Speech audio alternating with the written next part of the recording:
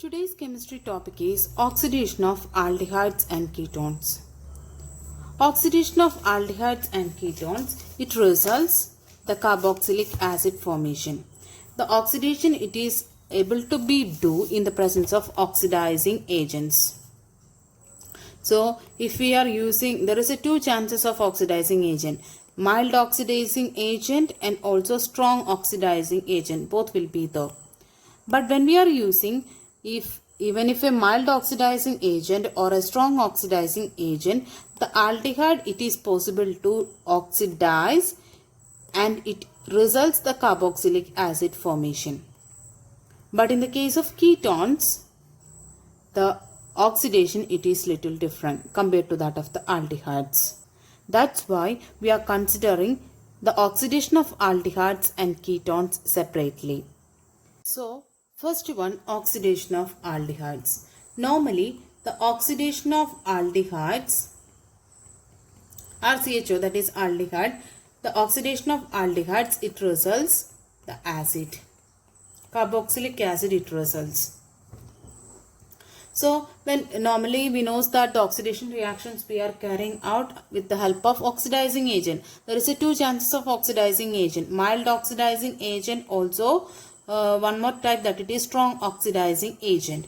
The strong oxidizing agent, the examples are K2Cr2O7, that is potassium dichromate, or KMnO4 or HNO3, etc. are the strong oxidizing agents. Then mild oxidizing agent, here in the case of aldehydes we are using Tollens reagent and also Verhelling solution. So what it is meant by the Tollens reagent and Verhelling solution, that I will discuss in this video itself. So when we are using mild oxidizing agents or strong oxidizing agents, in the case of aldehyde it results the carboxylic acid. Whatever the oxidizing agent, that's not a matter. If there is an oxidation of this aldehyde, if it is happen, surely the carboxylic acid it forms. After oxidation, when you check, you can here see that the same number of carbon atoms. Here are the same, or it is repeating here, and carbon here, one carbon. The same number of carbon atoms you can see in the carboxylic acid also after this oxidation. So what's the reason for the easy oxidation of this aldehydes? There is a reason. It is due to the presence of hydrogen. Here one hydrogen it is there. So the presence of hydrogen in the carbonyl group, that is the reason. What it is happening at the time of oxidation? This H it is changed to OH. Without cleaving any bond here. Here there is no cleavage of any bond happen here. The same thing it is there in this position. There is no change. That means there is no cleavage, no breakage it happens during this reaction. Only one thing it is happen when the oxidation it is happen. So H is changed to OH. That happens without cleavage of any bond. That's why we are saying that it is easy to oxidize the aldehyde even in the presence of strong or mild oxidizing agents. So first one, the reduction of Tollens reagent. For explaining this reduction of Tollens reagent, we need to know about what it is Tollens reagent. Yes. So this Tollens reagent we have to be used as a mild oxidizing agent. So when aldehyde which is on oxidation with this mild oxidizing agent, you will get the carboxylic acid as a product. Then this Tollens reagent addition for oxidizing, it is used as one of the distinguishing method for the aldehyde and ketone. And Tollens reagent means it is said to be ammoniacal silver nitrate solution. So Tollens reagent it is able to be prepared by the mixing of ammonium hydroxide and silver nitrate solution. Then when we are mixing at a particular time, silver oxide it is formed with a precipitate. When this silver oxide, when it is formed, when we are mixing with this ammonium hydroxide, it is dissolving, the precipitate getting dissolved. And the product, it is formed like this, AgNH3 twice, then positive charge OH minus. This is said to be the Tollens reagent. This tolerance reagent addition, this oxidation method we are normally using in the chemistry lab for the plus 2 standard students for identifying the aldehydes and ketones. Then in the lab we are conducting like this. We will arrange one water bath, and you know that try to heat this water bath. In that water bath we will keep one test tube. That test tube contains the given aldehyde. Along with that, you have to be add tolerance reagent. Tolerance reagent means ammoniacal silver nitrate solution. It's there in that. Yes, try to heat this mixture in the test tube in a water bath. You have to be arrange this in a water bath. So after some time, after 10 minutes, you can see that the bright silver mirror, you can see here sides of this test tube. Silver mirror. That means the silver, it is getting precipitated. That is, it is just look like a silver mirror. Yes, so when this silver mirror, when it is formed in the sides of this test tube, you can tell about that the given substance we taken here, it is aldehyde. So for the identification of the aldehyde, we are using this test. So this test we are calling one more name, that is silver mirror test. Yes, then both aliphatic and aromatic aldehyde which is reduced with the help of this tolerance reagent. So we can write the chemical equation of the oxidation of aldehyde with the help of tolerance reagent. We can write here like this: RCHO, then write the tolerance reagent, that it is 2Ag NH3 twice positive charge, then 3OH minus. 3OH minus means normally this oxidation reaction with the help of this tolerance reagent, that it is happening in the presence of alkaline medium. Okay, so that's why this OH minus. Due to this chemical reaction, the results carboxylate anion formation. That means carboxylic acid, carboxylate anion along with 2Ag.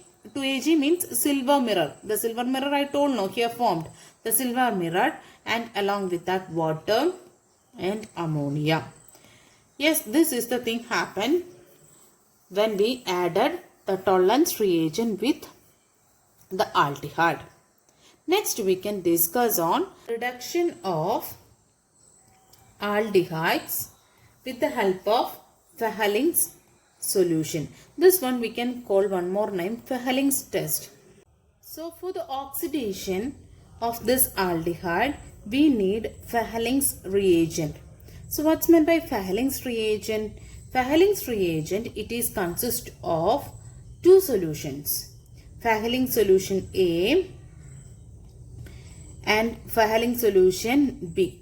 When we mixing these two solutions, you will get Fehling's reagent. So what is meant by this Fehling solution A? Fehling solution A means it is the aqueous solution of copper sulfate. Aqueous copper sulfate solution, it is said to be Fehling solution A. Then Fehling solution B, alkaline sodium potassium tartrate. It is said to be the Fehling solution B. It is having one common name, that is Rochelle salt. That is Fehling solution B. So when we are mixing together these two solutions, that means Fehling solution A and Fehling solution B in equal amounts, it is become the Fehling's reagent.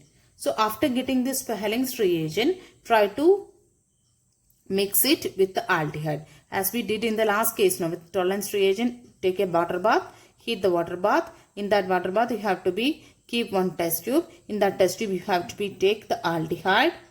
In that you have to be add Fehling's reagent. Then keep it for 10 or 5 minutes. Heat within this water bath itself. So you will get the, after some time you will get reddish brown precipitate in this test tube. With this way we can identify the given thing, it is aldehyde. So what's actually happening here when we are adding this Fehling's reagent with the help of one chemical equation, we can explain the same. The reaction is aldehyde In that we are adding Verhelling solution A and B together and we got the Verhelling's reagent. In short manner only we are writing.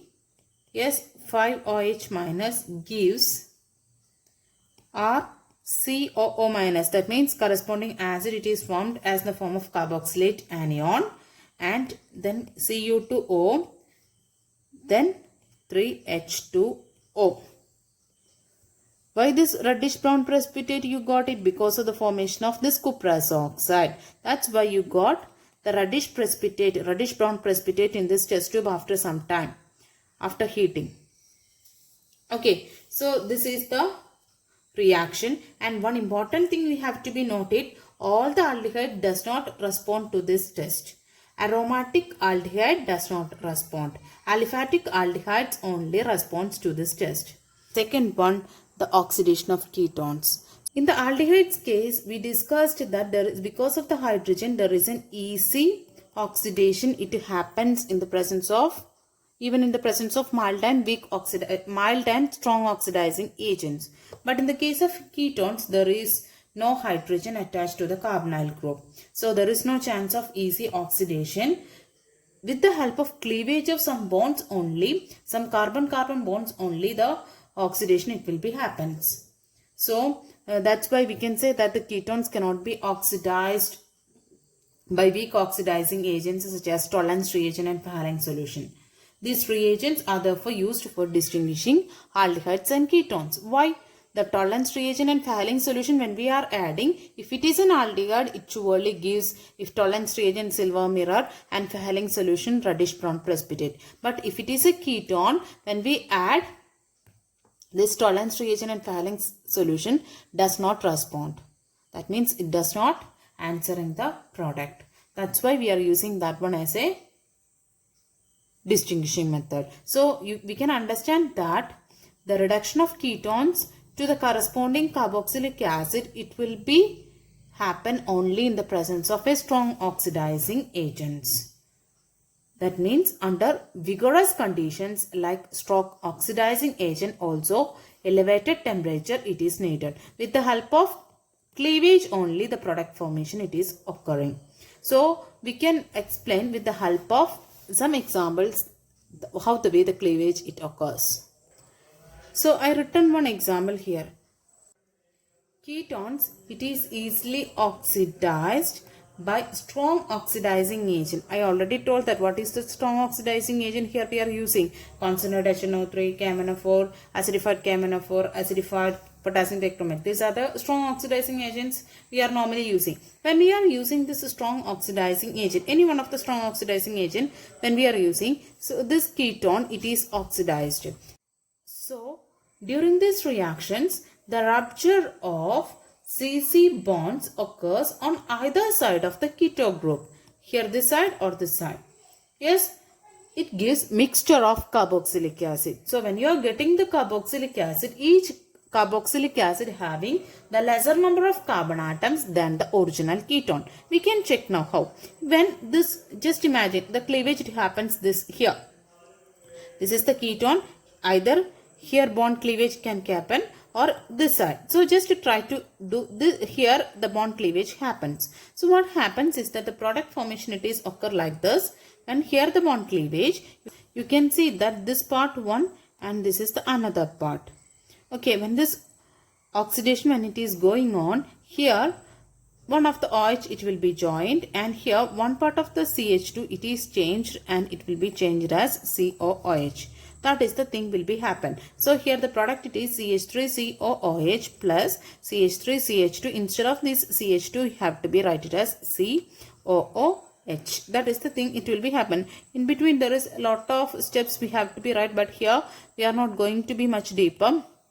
When one side cleavage, when it happens, you just divide into two parts. So along with C double bond O, you have to be write with OH, and here in this portion you have to be CH2 change it as COOH. Likewise you have to be do. So the propionic acid and also acetic acid it will be getting when there is a cleavage when it happens at this position. Just imagine this is A cleavage. Then when the cleavage when it is happening in the opposite side, just imagine that it is a B cleavage. So cleavage here happens. So just write, as we already did know, this CO part along with COOH and this CH3 portion, CH2 portion. Here CH3 it's there. CH2 portion only have to be changed as in the form of COOH. So H it's already there. CH2 portion only change it as COOH. So here HCOOH it will be resulting. So the resulting product when we are conducting the cleavage in the B position, that means here the product it is formed here, 2 set of carboxylic acid it will be resulting, that is formic acid along with that CH3, CH2, CH2, COOH is the product formed. So when we are cleaved into different positions, you will get different products. Here formic acid along with that butanoic acid, it will be results. Otherwise here when alpha cleavage when it is occur, acetic acid plus propionic acid it is resulting. So after the product formation, when you compare the number of carbon atoms in the compared with that of the original ketone, in the original ketone you can see that 5 carbon atoms it's here, but in the product here in this case 2 and here in this case 3. So that means the mixture of carboxylic acid it contains lesser number of carbon atoms compared to the original ketone. Otherwise when the cleavage when it is occurring here, there is a two other set of carboxylic acid it forms. So that also when you compare, here 5 it's there the original, but here only 1, here 4. That means the mixture of carboxylic acid it contains the lesser number of carbon atoms compared to that of the original ketone. Next one, the oxidation reaction itself, the oxidation of methyl ketone. Methyl ketone is speciality, it's there. Not only ketone, one methyl group it should be needed along with that the keto group, that is said to be the methyl ketones by haloform reaction. Haloform means you know that the product formed here should be haloform. Haloform means chloroform, that iodoform, that all things you know that. Okay, so like this product you will get it after this oxidation. That's why we are saying that by haloform reaction. So for this reaction we discussed already, methyl ketone, at least one methyl group it should be needed along with this carbonyl carbon, that means keto group. So in the presence of the oxidation it will be happens in the presence of sodium hypochlorite, NaOCl or NaOX. We can use it. So here the rest of the portion we have to be right here now. So okay, the ketone, methyl ketone we took here with the presence of sodium hypochlorite. We are conducting the oxidation. During this oxidation reaction, here the cleavage it is occurring between this CH3 and CO. We studied that with the help of cleavage of CC bond only, carbon-carbon bond only, the oxidation of the ketone will occur with the help of vigorous conditions. So here we have to be take 3 molecules of sodium hypochlorite. So when this reaction when it is proceed, this ONA part when the cleavage occur, it is joining with RCO. So you will get the sodium salt of corresponding carboxylic acid. When you compare the number of carbon atoms here, the R it's there, the present carbon it is 1. So 1, here it is 2. So you can see that corresponding carboxylic acid it contains lesser number of carbon atoms. Then another thing, not only this product, some more product it is formed, that it is this methyl group now. The CH3 it is said to be methyl group. It is converted to the haloform. Here it forms, it is chloroform. Okay, so here CH3 it's there, but only one hydrogen we used here for the production of this haloform or chloroform. So CH only we used, so 2 more H it is remaining here in this CH3. Then here in this NaO, in that we used only 1 ONA, then 2 more NaO it is remained. So this 2 NaO and also here 2 hydrogen, it is together joined and it forms 2 times of NaOH. This is the product formed. So here this methyl group it is converted to chloroform or haloform. When we are using here Cl, then only we will get CHCl3. When we are conducting, here in the place of Cl, when NaOI when we are using, that it is said to be sodium hypoiodide. When we are using, so it is said to be the iodoform, it will be results. That reaction also, like this chloroform reaction, it is also used for detecting this methyl ketone. Methyl ketone, when the methyl ketone is there, that type of reactions only haloform it results. In that oxidations only haloform or chloroform or iodoform it will be resulting. So for the identification of methyl ketone group CH3CO group, for that we are conducting this haloform reaction or iodoform reaction. One more example we can discuss now. So that it is C double bond C. In this one group it is,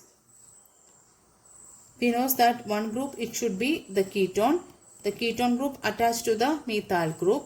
So in that situation, methyl ketone, in this situation only the oxidation in the presence of sodium hypochlorite or halide, the reaction will be proceeds. So the compound it is given like this. Here two more it's here. So can you write the product formation? It is very simple. We know that the cleavage it will be happen in the methyl ketone position. So we told about that this ONA part it is joining with this particular portion. So what's the resulting product? H, C double bond C, CH3, here CH3, then here C double bond O, ONA. Okay, then rest of the portion we know that it is changed to CHCl3. And here two hydrogen it is remaining now, that it is 2NaOH. This is the product formed. So here you can see that when there is a methyl ketone group, if it is here, it does not affect the cleavage of carbon-carbon double bond. Without carbon-carbon double bond, you get the oxidation product. So that you can see. The oxidation does not affect the carbon-carbon double bond if it is present in the molecule. That also you got it from this.